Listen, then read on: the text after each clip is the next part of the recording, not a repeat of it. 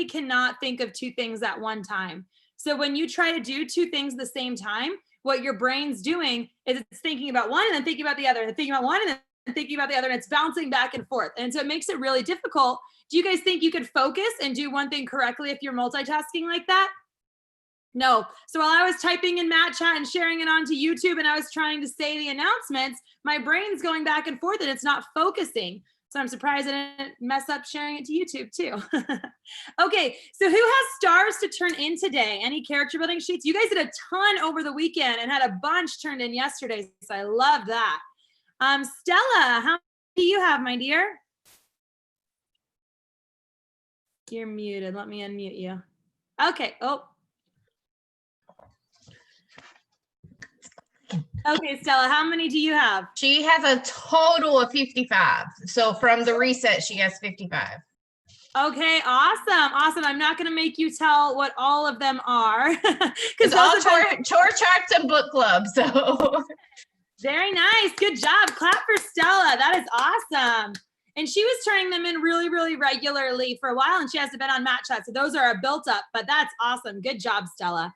All right, Miss Beatrice, how many do you have? Stella. Okay. I have 7 stars from the Black Belt Excellence sheet number 6. Very good. Good job, Beatrice. Everybody clap for Beatrice. Yay. Maz, your ice cream looks yummy. All right. Does anyone else have Rihanna? Rihanna, how many do you have? I have 2. Good. And which ones are they? The character building sheet, chapter review, and healthy eating sheet. Very good. Everyone clap for Rihanna. All right. Who else has some? Luca, how many do you have, Luca? I have 9.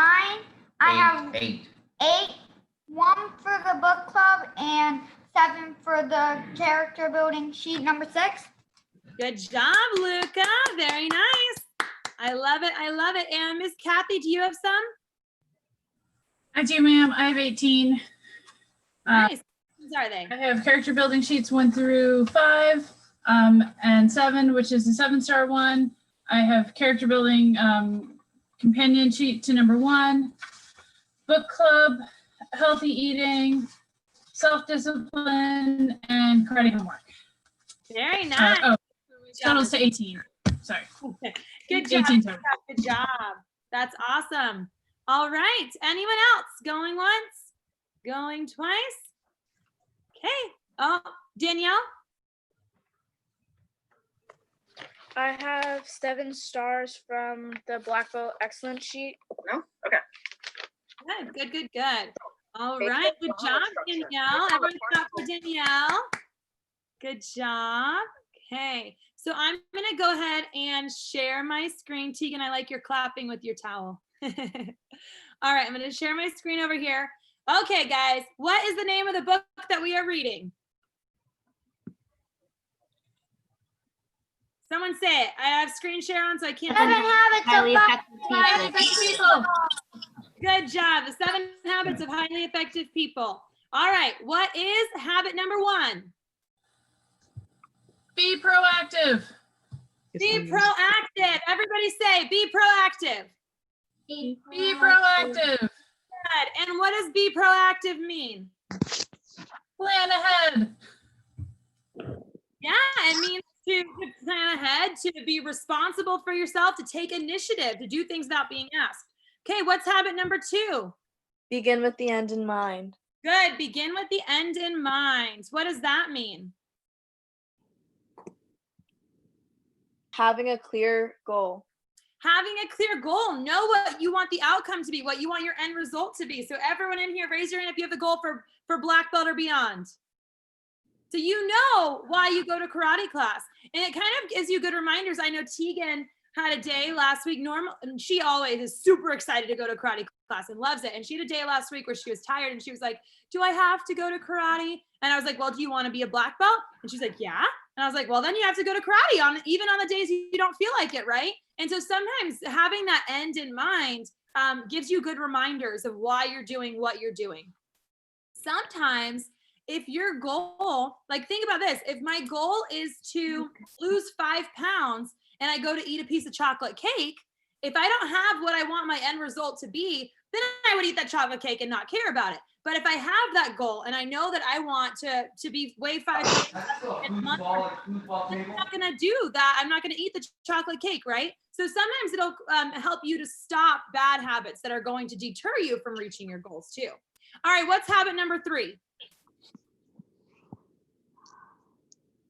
Put first things first. Put first things first, which means what? Prioritize. Prioritizing, very good. And we talked a lot about time management in there as well. Okay, what's habit number 4? Think win-win. Think win-win. Think win-win. And what does that mean? Try to come to a mutually beneficial outcome. Good. Finding it out. Luca, I'm gonna mute you, bud. I've muted you twice. Please keep yourself muted because there's some background noise unless you're answering a question, okay? Thank you, sir. Yeah, so think win-win is finding an outcome in which everybody benefits in the end. Okay, what's number 5? Habit number 5. Seek first to understand, then to be understood. Very good, Luca. Seek first to understand, then be understood. And that's pretty, the definition is in the term, right? So it's listening first before giving an answer or giving input or giving feedback. It's having good communication skills and empathetic listening. We talked a lot about that. Okay, so now we're on habit number 6. And what is habit number 6? Synergize. Synergize. Synergize. Okay, so this is where we left off.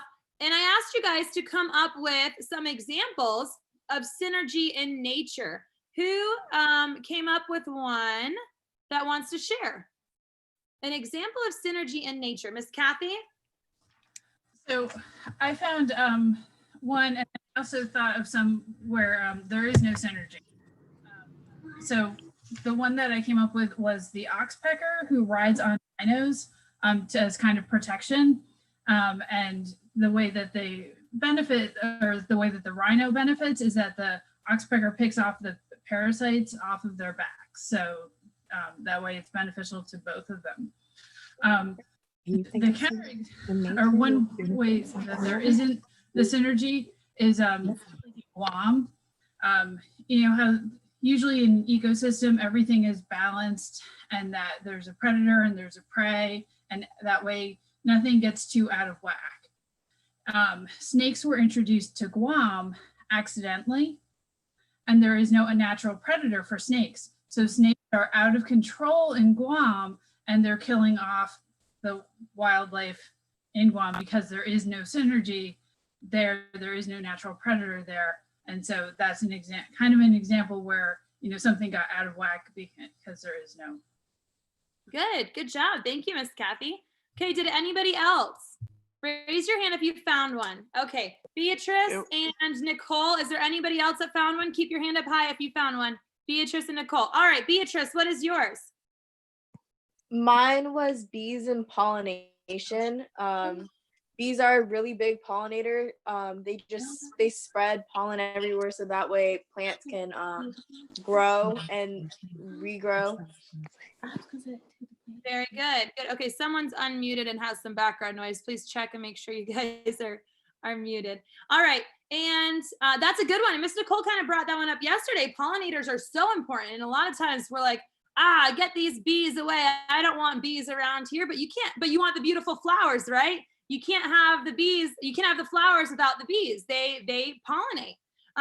All right, and Miss Nicole, you had one? There's a really specific case of pollination out west in California where they grow figs. We can also grow figs here in Florida, but we can't grow the ones that they grow and produce in California because they have a very specific wasp that the way the flower opens on the fig, it goes in and does all its stuff in that specific space. And you can even see it when the fig develops, you can see it before you eat it. And because we don't have that wasp here in Florida, we could grow the tree, but we would never get any fruit as a result. Yeah, interesting. I didn't know that. All right, and there's someone that has their hand up, but has their hand in front of their face, so I can't tell who you are.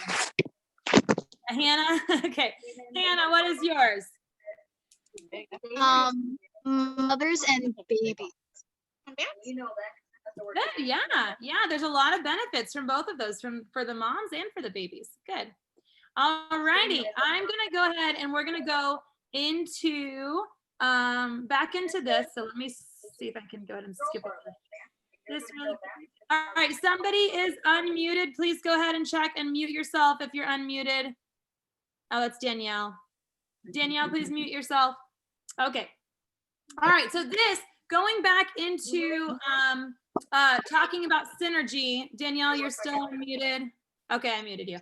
All right, so this is talking about levels of communication. So in synergy, this is where people work together to achieve more than they could alone, right? It's working on a team and achieving more than you could on your own.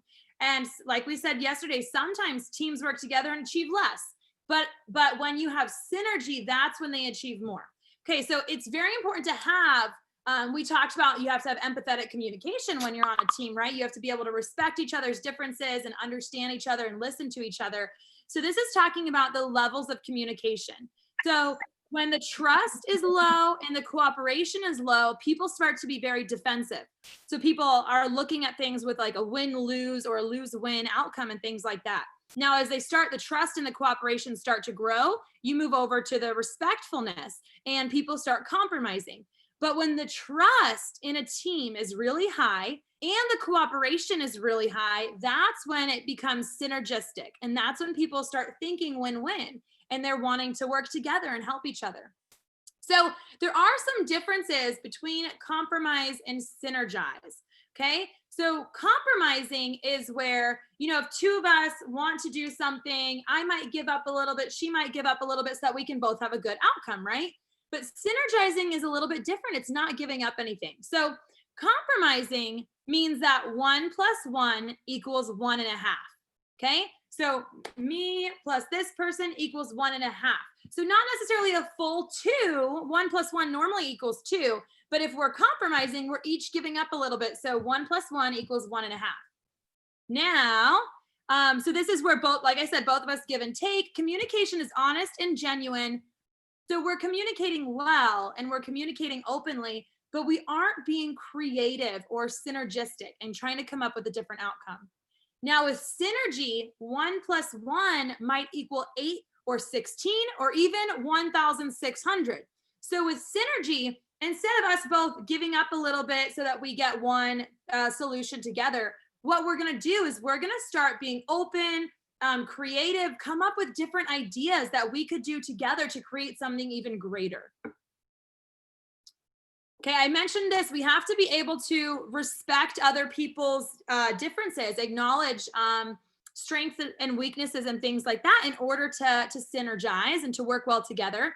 Who remembers when we talked about the picture of the old woman, where I showed you guys the picture of the old woman and half of you guys the old woman, half of you guys the young woman, and then you guys looked at the same picture and people messaged me privately and said if they saw an old woman or a young woman.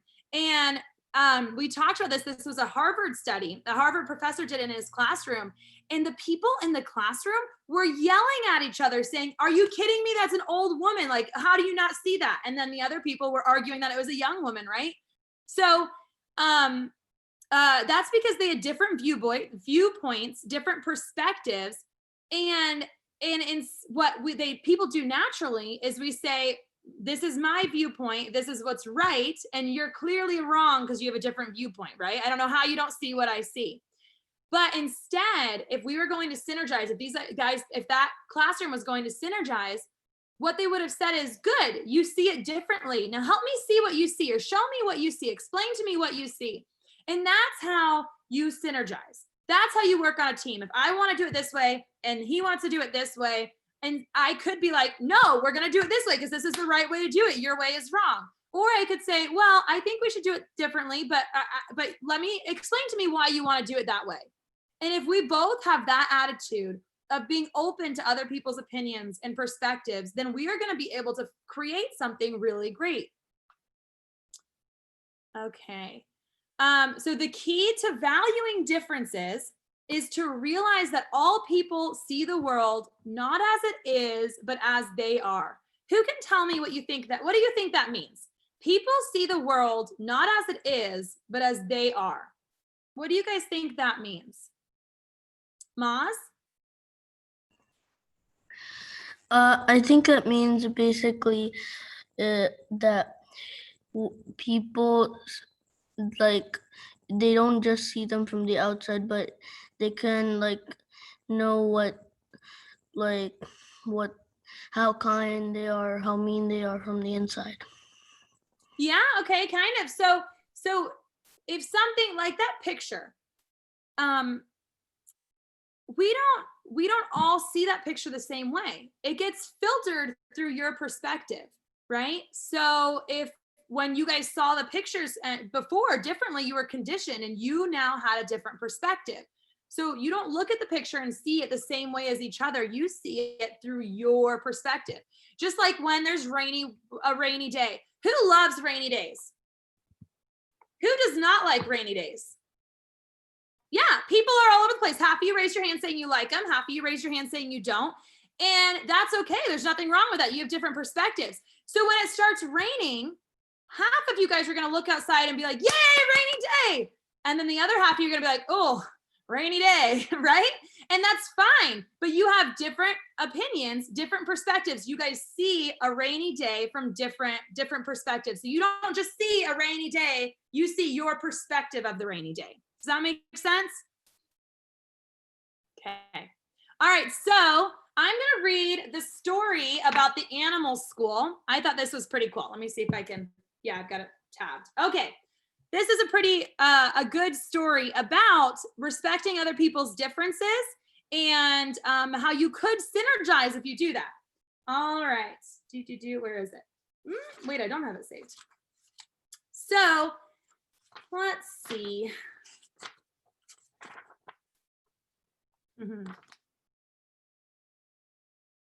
Okay. Oh yeah, here it is. All right. Once upon a time, the animals decided they must do something heroic to meet the problems of a new world. So they organized a school. They adopted an activity curriculum consisting of running, climbing, swimming, and flying. To make it easier to administer, all animals took all subjects. The duck was excellent in swimming. Who thinks ducks are excellent in swimming? Give me a thumbs up.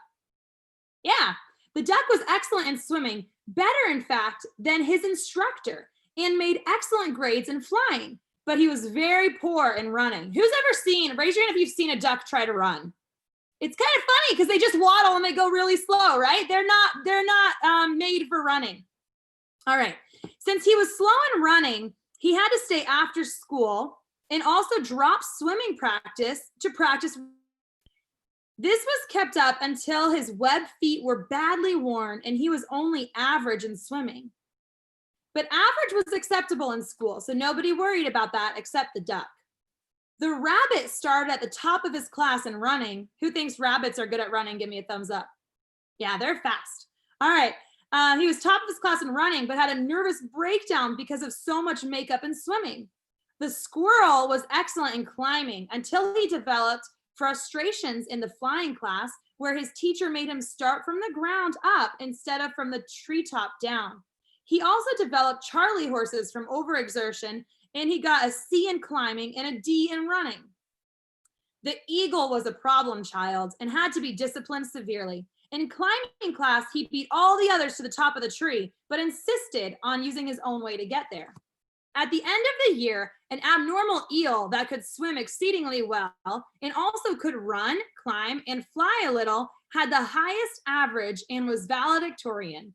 The prairie dogs stayed out of school and fought a tax levy because the administration would not add digging and burrowing to the curriculum. They apprenticed their children to a badger and later joined the groundhogs and gophers to start a successful private school. Okay, so in that story, now this is different from our schools. In our schools, we do reading, math, science. You know, we have core subjects that we're all humans. We're able to learn these things. But even in our schools, everyone has strengths and weaknesses. Everybody is either a little bit better at math and doesn't love science or whatever. You have your preferences. You have things that you're naturally better at. But we all are capable of doing all of those. So in this animal school, ducks cannot run. And eagles, I don't like swimming and climbing. They can fly. They don't need to swim and climb and fly. They don't need to swim and they don't need to climb. So instead of looking at their strengths and synergizing and bringing out the best in everybody and have everybody work on what they're good at, what they did is they tried to make everybody the same.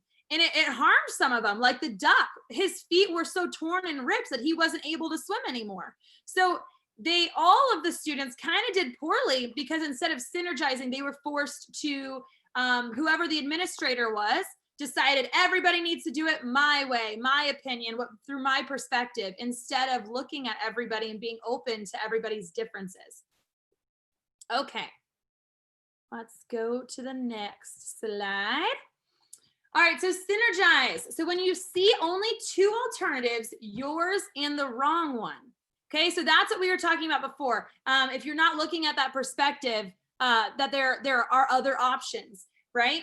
You can look for a synergistic third alternative. There's almost always a third alternative. And if you work with a win-win philosophy and really seek to understand, you can usually find a solution that will be better for everyone concerned. Okay, so here is your guys' application, your homework assignment. I want you to make a list of people who irritate you. Raise your hand if there's anybody in the world that kind of irritates you. Maybe it's your sister. I see some of you guys, I see two sisters raising their hands. Maybe it's your sister. Maybe it's your friend at school. Maybe it's your neighbor. Maybe it's whoever it is. Everybody gets irritated by some people. Now, what I want you to do is think about this. Do they represent different views than you? Because a lot of times when you get irritated by people, that's the reason why, because you guys have different views on something, right? You guys are viewing how you should complete a homework assignment differently, or how you should clean your rooms, or deciding who plays with what toys, whatever it is, coworkers, whatever it is. People who have different views a lot of times irritate each other. I know when I did this exercise and when I was thinking about the people that irritate me, it's because they have different organizational styles than I do, right? Or different values than I do, things like that. But a lot of times it is the different viewpoints. Now, I want you to think about that. So do they represent different views that could lead to synergy if you had a greater intrinsic security and valued the difference? So think about people who irritate you, why they might, how their viewpoints might be different. And then I want you to think about if you guys could synergize together, if instead of, and this is true for me, there's someone that irritated me, and it's because they were very, very, very creative and all over the place, right? They were not very organized. I'm a very organized type A type of person, but somebody who's really, really creative, a lot of times isn't as organized. But if we work together using their creativity and my organization, we could achieve really, really good things, right? So that's what I want you guys to do. Make a list of people who irritate you, and then think about whether they have different viewpoints that you guys could work together and synergize. And if you guys just appreciate each other's differences, would be able to achieve something really big and really, really great. Okay, there are a couple more things in this chapter we're going to talk about. Well, let me see something really fast. See if I can. Does anyone have any homework about that, questions about that homework assignment? Nothing? Okay. All right, so we're going to talk about, we do still have, this is going into the next chapter. I have something about the homework assignment. Okay. I don't have anybody that irritates me. So you've never ever been upset by anybody, Skylar? Almost like that. I can't remember if I did or not. Well, try to think about it. Spend some time. If you can't think of anybody, you can't think of anybody. And that's good that you probably maybe are very open and appreciate other people's differences then already. But try to think about it, because there's probably been a time where you were kind of mad at somebody, or somebody bothered you or hurt your feelings or something like that. And a lot of times it's differing opinions. So just try your best. If you can't do it, that's okay. So that actually, the next slide is going into the next chapter. So I'm going to go ahead and stop there for today. Any other questions about anything before we go? Maz?